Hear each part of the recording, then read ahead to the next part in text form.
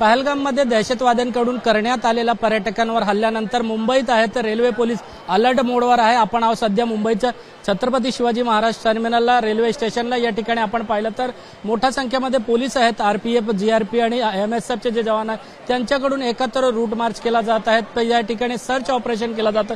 खरं तर आपण पाहिलं छत्रपती शिवाजी महाराज टर्मिनलला या ठिकाणी प्रवाशांची मोठी गर्दी असतात। रेल्वे प्रवाशांच्या या गर्दीमध्ये कुठला घातपात घडू नये, कुठल्या घटना घडू नये याच पार्श्वभूमीवर आहेत या ठिकाणी रेल्वे पोलीस अलर्ट मोडवर आहेत। रेल्वे पोलिसांचे जे डॉग स्क्वॉड असेल किंवा या ठिकाणी नवीन यंत्रणा असेल सुरक्षाचे, ते सर्व घेऊन या ठिकाणी प्रत्येक प्लॅटफॉर्मवर या ठिकाणी सुरक्षाचा आढावा घेत आहेत, सर्च ऑपरेशन करत आहेत आणि कशा पद्धतीने एकंदरीत जर या ठिकाणी घटना घडली तर किती मिनिटांमध्ये आपण या ठिकाणी लोकांना, प्रवाशांना मदत करू शकतो, हे सर्वच या ठिकाणी एक रिहर्सल आपण म्हणू शकतो, मॉकड्रिल सारखा या ठिकाणी पोलिसांकडून केला जात आहेत। खरं तर आपण पाहिलं तर रेल्वे स्टेशनवर प्रवाशांची गर्दी असतात आणि पहलगाममध्ये जी दहशतवादी हल्ला झाला त्यानंतर आहेत प्रत्येक जी गर्दीचे ठिकाण आहे त्या ठिकाणी पोलीस अलर्ट मोडवर आहे। ठिकठिकाणी बंदोबस्त वाढवले गेला आहे।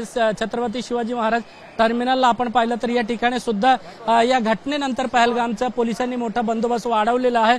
सध्या एकंदरीत परिस्थिती आपण पाहिलं तर कुठेलाही या ठिकाणी घातपात किंवा घटना घडू नये त्याच्या पार्श्वभूमीवर मोठ्या संख्येमध्ये हे जे जवान आहेत त्यांच्याकडून या ठिकाणी सर्च ऑपरेशन असतील किंवा लगेज बॅगे असतील प्लॅटफॉर्मवर ठेवलेले, हे सर्व सर्च आहेत या ठिकाणी केला जात आहेत। एकंदरीत आपण पाहिलं तर पोलिसांचे वरिष्ठ अधिकारी आहेत ते देखील या सर्च ऑपरेशनमध्ये सहभागी झाले आहेत।